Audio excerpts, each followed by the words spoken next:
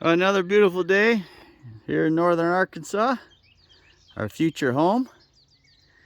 I decided to do electrical work here a little bit, not much.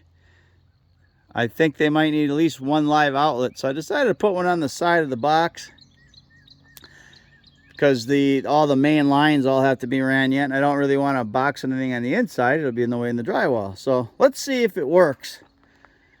Cross our fingers. I just had this thing laying around. Well, I got light on it. That's a good sign. There we go. We got power. Seems to be working. I just got to do all the rest of it. At least we'll have one live outlet now. We can run an extension cord into the Shabin. All right, there we go. Hopefully Grandpa's happy and anybody else that needs it. Love you, honey.